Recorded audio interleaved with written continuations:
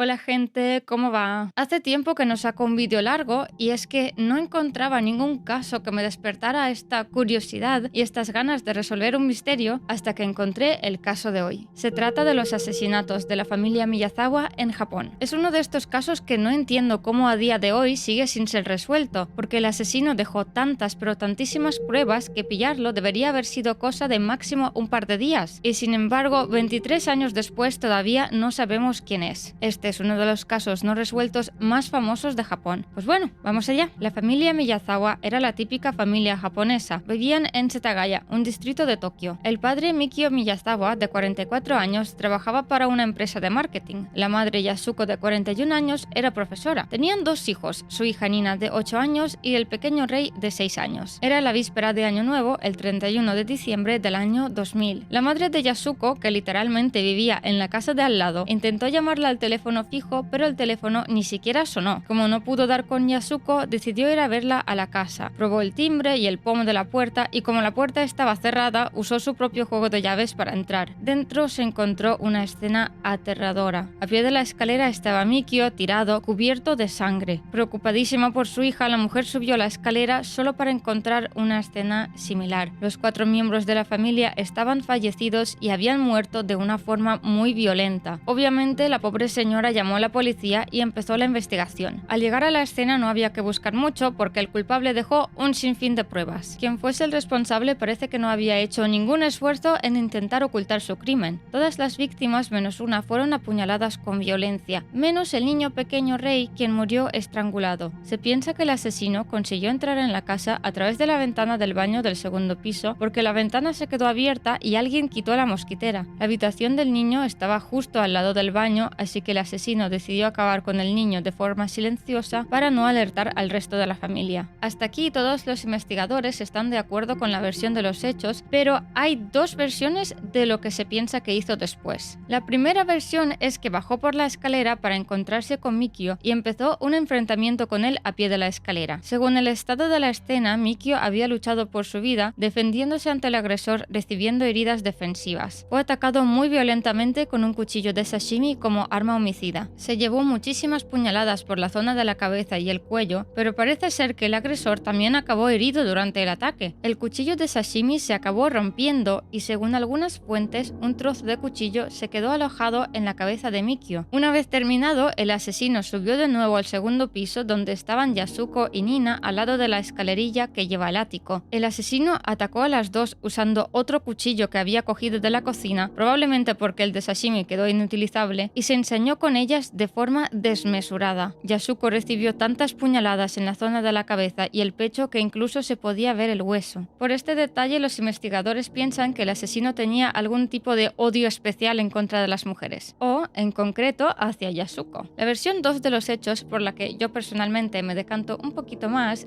es la siguiente. Después de acabar con la vida del niño, el asesino se encontró a Yasuko y a Nina, ya sea cerca de la escalera del segundo piso o en el ático, donde las atacó con su cuchillo de sashimi. Tal vez Mikio escuchara ruidos en el piso de arriba y subió a ver qué pasaba, y se encontró con el asesino atacando a su familia. En ese momento empezó una pelea con Mikio intentando alejar al asesino. El ataque concluyó a pie de la escalera de la planta baja, donde se descubriría su cuerpo. Con el cuchillo de sashimi estando roto, el atacante tenía que buscar un arma nueva y rebuscó en la cocina. Una vez tenía un cuchillo en mano, volvió a por ellas, donde las remató a pie de la escalerilla que llevaba al ático. La razón por la que esta teoría me parece un poco más probable es porque se encontró un kit de primeros auxilios abierto, y al parecer se había usado para tratar en medida de lo posible las heridas de Nina. Tal vez el asesino fue interrumpido mientras las atacaba y prosiguió con el padre en la escalera dejándolas en paz un rato. Se tomó, digamos, un descanso para buscar un arma nueva, durante el cual las dos pudieron usar el kit de primeros auxilios. Puede ser que esperaban que el agresor se fuera después del primer ataque y por eso priorizaron tratar las heridas antes de llamar a la policía. Pero por desgracia, el hombre volvió al cabo de unos minutos con un arma nueva. Es una teoría, pero es posible que las dos querían subir al ático intentando esconderse, quitando la escalerilla para que el asesino no pudiera subir, pero no les dio tiempo. Y un motivo por el que no pudieron llamar a la policía es porque la línea del teléfono había sido desconectada. Se cree que fue durante o después de los hechos. Al final son teorías y realmente no sabemos en qué orden pasó todo y qué acciones tomaron unos u otros. Lo que sí sabemos es la forma bizarra en la que se comportó el asesino asesino después de terminar. Resulta que en lugar de huir de la escena como habría hecho cualquier criminal, este man bajó a la cocina. Se ve que tanta matanza le había dado hambre, así que se puso a rebuscar en la nevera. Comió melón y se comió 4 helados. También le entró sed y se sirvió un poco de té. Se puso cómodo en el sofá y decidió pasar la noche en casa de sus víctimas, a quienes ni siquiera se molestó en tapar. Con ese panorama, en algún momento de la noche hizo una siesta en el sofá. Sobre la 1 se metió en internet y se puso a ver páginas web que la familia solía visitar. Incluso intentó comprar tickets para algún espectáculo. También rebuscó por todos los cajones y se llevó algo de dinero y probó todas las tarjetas bancarias de la casa, intentando adivinar los pines, pero sin mucho éxito. Por algún extraño motivo se puso a recoger toda clase de papeleo personal y basura de la casa y lo metió todo en la bañera. Entre esas cosas había recibos del trabajo de Mikio, papeleo personal de Yasuko, envoltorios de helado, folletos de publicidad y compresas con la sangre del asesino. Los policías piensan que quería hacer algo con ese recopilatorio de papeles, pero se le olvidó. O es que a lo mejor le entró un apretón justo en ese momento, porque también fue al baño y no tiró de la cadena, dejando un regalito a los investigadores. He visto algún artículo que también dice que el asesino tiró las llaves de casa y la cartera de Mikio dentro del váter, pero no todos me lo confirman, así que no lo tengo muy claro. La cosa es que el tío se estuvo paseando por toda la casa, dejando pisadas ensangrentadas, palpándolo todo, dejando huellas dactilares y muestras de ADN por todas partes. Y se fue por la mañana a una hora no determinada antes de que llegase la madre de Yasuko. Y con todas esas cosas raras que ha hecho, esperad que aún hay más. Cuando se fue, dejó casi todos los objetos personales que había traído con él dentro de la casa, incluyendo su ropa. Lo único que se llevó de la escena fue una chaqueta vieja de Mikio y 150.000 yenes, que son más o menos $1.000. En la casa quedaba muchísimo más dinero y objetos de valor, pero no se llevó nada más. Pues bien, una vez empezó la investigación, los policías estaban flipando. Voy a deciros todas las pruebas que se encontraron en la escena del crimen, y bueno, voy a repetir algunas que ya he dicho antes, pero las vuelvo a decir para mantener la coherencia. En muchos asesinatos, una de las cosas más difíciles de encontrar es el arma homicida, pero nuestro hombre se dejó los 2 cuchillos en la encimera de la cocina y además sin limpiar, con lo cual los policías ya tenían su primera prueba. En el piso de arriba se encontraron el kit de primeros auxilios con la sangre de Nina y la compresa con la sangre del asesino, lo cual indicaba que también había resultado herido. Dejó también una generosa muestra de heces que con el análisis reveló un curioso dato. Había cenado un plato de espinacas con sésamo y judías verdes. Muchos internautas locales han comentado que es una comida aburrida, el típico plato que te pondría tu madre para cenar, con lo cual muchos especulan que el asesino todavía vivía con su madre. Y a partir de aquí empiezan las pruebas que podrían llevarnos directamente a la identidad del hombre, pero al mismo tiempo son increíblemente frustrantes porque es como estar tan cerca y tan lejos a la vez, porque al final no sabemos quién es. Como dije antes, el asesino dejó manchas de sangre y pisadas por toda la casa. Las huellas dactilares, por ejemplo, no llevaron a ningún sitio. No se encontró ningún resultado en la base de datos que relacionara las huellas a una persona en concreto, pero las huellas de zapato, por ejemplo, sí pudieron decirnos algo más. La marca de la suela se conectó rápidamente con una deportiva de la marca Slazenger. En principio no sería nada raro porque es un zapato que se vendía por todas partes, si no fuera por el pequeño detalle de que la talla era coreana. Pero algo que dejó locos a todos los investigadores es que se dejó su outfit entero dentro de la casa. Se había dejado toda la ropa que traía puesta durante el crimen. Entre todas las pruebas que se dejó tenemos la siguiente lista: un sombrero de pescador, una chaqueta Airtec, una camiseta de manga larga morada y blanca, unos guantes negros, una bufanda, un pañuelo negro y una riñonera. De esta lista tenemos varios ítems a destacar que nos hablan un poco más del asesino. La camiseta de manga larga y los guantes solo se vendían en Marufuru, una cadena de tiendas. El pañuelo negro tenía restos de perfume Dracar Noir, pero más destacable era el hecho de que el pañuelo había sido planchado. ¿Por qué alguien se molestaría en planchar un pañuelo? Pues una de dos cosas: o se lo había planchado su mamá o era una persona muy disciplinada. Ahora entenderéis por dónde voy con eso. Dentro de la riñonera se encontró un tipo de cinta antideslizante normalmente usada por los skaters y también arena. De hecho, la arena era una de las pistas un tanto confusas. Se ve que analizando la arena se puede saber exactamente de qué parte del planeta proviene. Yo no soy científica, no tengo ni idea de cómo se hace, pero cuando se analizó la arena de la riñonera, se determinó que esta provenía de la base aérea de Edwards, cerca de Los Ángeles en Estados Unidos. Es decir, que nuestro asesino podría ser un militar. U otra posibilidad que se ha planteado es que la riñonera era de segunda mano y en realidad no tiene nada que ver. Algo más a comentar sobre su ropa es el tipo de agua con el que se había lavado. En Japón se usa agua baja en minerales, también llamada agua blanda, pues su ropa se había lavado con agua mucho más rica en minerales, como se suele usar en Corea, apuntando una vez más a Corea del Sur. Y por último, y lo más importante que el asesino se dejó por toda la casa, es su ADN. El análisis de ADN muestra que nuestro asesino es por una parte asiático, pero probablemente no japonés. Su ADN tiene un marcador particular que se ve con más frecuencia en Corea del Sur, pero por otra parte tiene ADN que lo vincula al sur de Europa por parte de madre, es decir, su madre es europea. Lo que sabemos sobre su aspecto físico hasta ahora es que medía aproximadamente 1,75 m, su pie medía 27,5 centímetros y su sangre era del tipo A. Y aun teniendo sus huellas, su ADN e incluso el outfit entero que llevó esa noche, no tenemos ni idea de su identidad. Cuando el crimen fue publicado en la prensa, salieron algunos testigos que habían visto a un hombre de descripción similar merodeando por la zona los días anteriores. El cuchillo de sashimi, por ejemplo, fue comprado el día anterior en una tienda local, y el mismo día del crimen algo vio a un hombre vestido de forma similar en la parada de metro más cercana a la casa de las víctimas. También al día siguiente, sobre las 6 de la tarde, un hombre fue admitido en el hospital a unas horas de Setagaya. Tenía una herida en la mano bastante profunda, llegando hasta el hueso. El hombre no dio ningún tipo de identidad, pero aún así fue tratado por el personal, que todavía no tenía ni idea de lo que había pasado. Pero claro, ninguna de estas cosas apuntaba a nadie en concreto, y pronto, a medida que el rastro del asesino se fue enfriando, empezaron a salir teorías. Primero hay que hablar del móvil del asesino. Así, para resumir, ni puñetera idea. Los policías dicen que el móvil principal sería un robo, pero eso no tiene mucho sentido, porque aunque el tío se llevó $1000 de la escena, en el despacho había más del doble, y aparte no se llevó nada más que una chaqueta vieja. Todos los demás objetos de valor seguían intactos, aunque hay una posibilidad que apoya esta teoría, y es que la familia estaba vendiendo la casa. La casa estaba situada al lado de un parque y la ciudad pretendía hacer una ampliación de este parque demoliendo las casas cercanas. La mayoría de la zona ya había sido desalojada, pero ellos eran de los pocos que quedaban. Tenían prevista la mudanza para el mes siguiente. Es posible que el culpable supiera de esta venta y se metió en la casa para llevarse el dinero o las tarjetas bancarias para sacarlo, pero eso no explica el nivel de violencia desmesurada. Otro motivo que sí explicaría el ataque tan brutal sobre la familia es la venganza. ¿Contra qué? Pues a saber, porque esta teoría solo la sacan los usuarios de Reddit y podcasters. Realmente no hay pruebas que la apoyen, pero yo os la menciono igual. Hay otra teoría que me parece un poco bizarra, pero a la vez no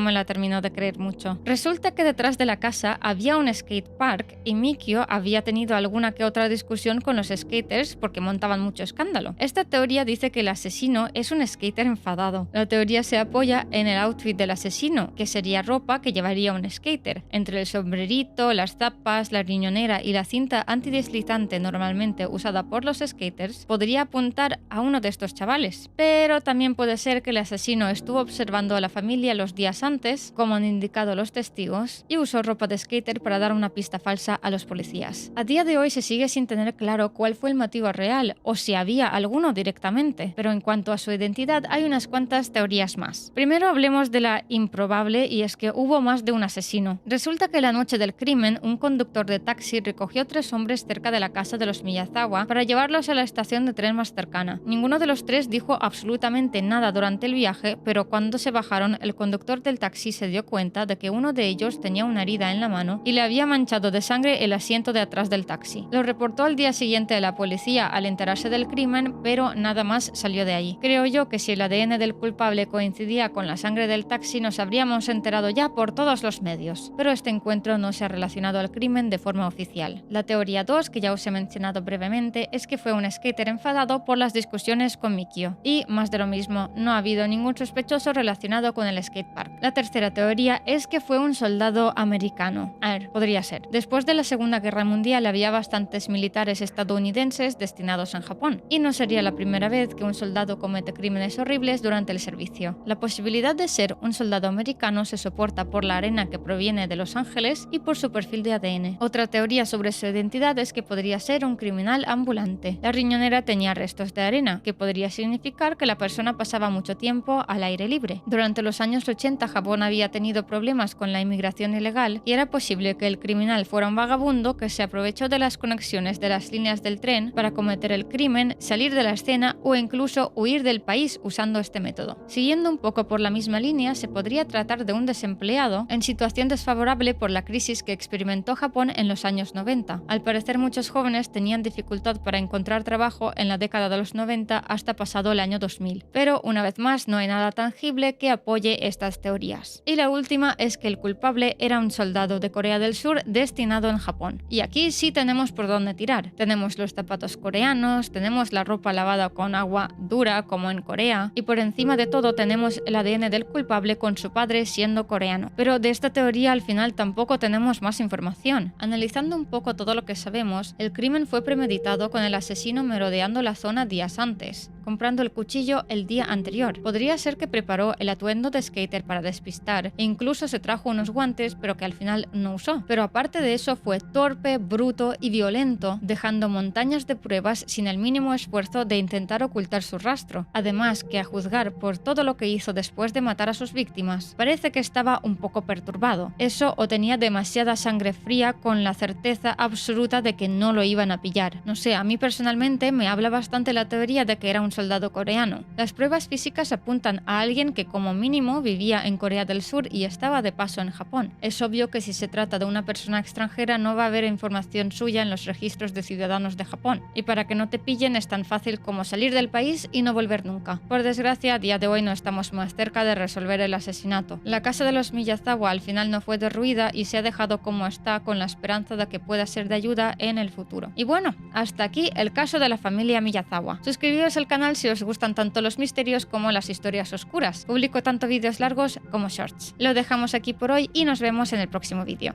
¡Chao!